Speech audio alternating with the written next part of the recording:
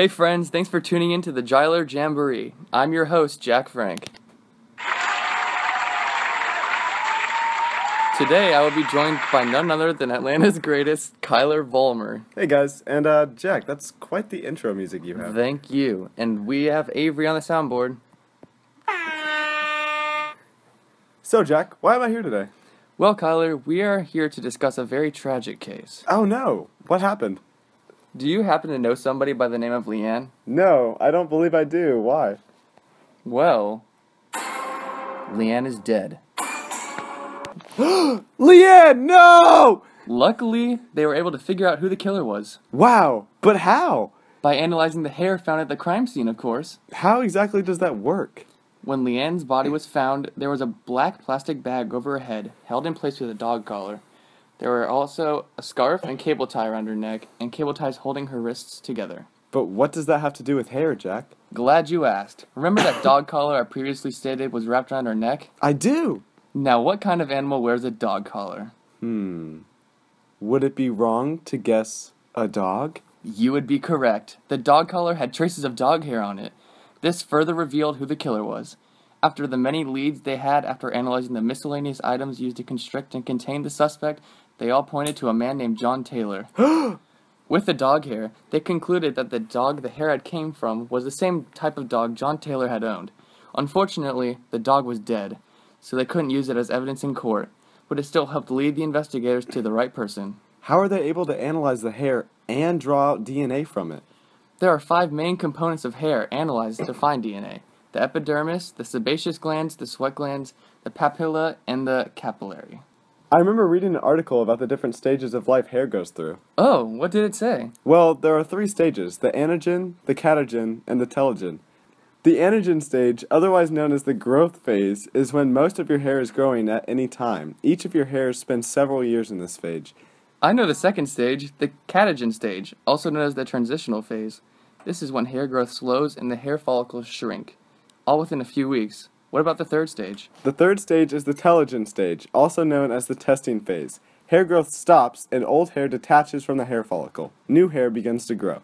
Do you know about the different parts of the hair? Humor me, Jack. There are 6 parts of the hair. There's the root, the part that grows in the follicle. This is the widest part of the hair. There's also the shaft. This is the middle of the length of the hair from the root to the tip. Hair tapers here. At the tip of the hair is narrowest. Hang in there, folks. It seems we are halfway done with the parts of the hair. Correct. Next is the cuticle, the outermost layer of the hair. This part is made of keratin and is very resistant to chemical decomposition. There's also the cortex. It's made of spindle-shaped cells and pigment granules, which give it the hair its color. And lastly, there is the medulla, the innermost layer of the hair. It is made of cells that form a shaft through the middle of the hair. Different amounts of medulla may be present in the hair. Wow, that is really interesting. I just now remember reading something online that differentiated human and non-human hair. What did that say? The key differences between the two is the core of the hair follicle. Due to the thick cores in animal hair, it provides excellent insulation from the heat, the cold, and some protection from rain. Even though they have different cores, human and non-human hairs are chemically indistinguishable.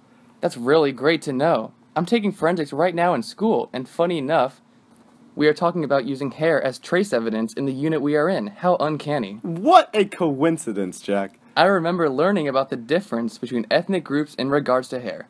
There are 3 main classifications: Negroid, Caucasoid, and Mongoloid. Oh yeah, I remember learning about this in class. The hair follicle is the main difference between them, though. Mongoloid hair grows from a round hair follicle, while Negroid hair sprouts from an ovular one, and Caucasoid hair follicles vary. Yes, the hair also grows out in different ways. Mongoloid hair is usually pinned straight, Negroid hair grows in a spiral-like fashion, and Caucasoid hair can be anything in between. We're almost done, folks. Please don't leave us. That's right. Did you know that different body regions yield different types of hair? Really? What types of hair grow in what regions? 3 types of hair exist on the human body: terminal hair, vellus hair, and laguno hair. Terminal hair is the hair found on a person's head, underarms, and pubic region. It is also normally visible on the arms, legs, and occasionally the backs or stomachs of people with lots of body hair.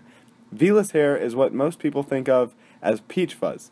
This type of hair is usually very fine, usually no more than a few millimeters in length. And last, but definitely not least, we have the laguno hair, which is the hair that covers a fetus inside the womb. The purpose of this hair is to keep the fetus warm. Wow, Kyler, you are so smart. Well, that's my show. Hope you enjoyed. Goodbye, folks.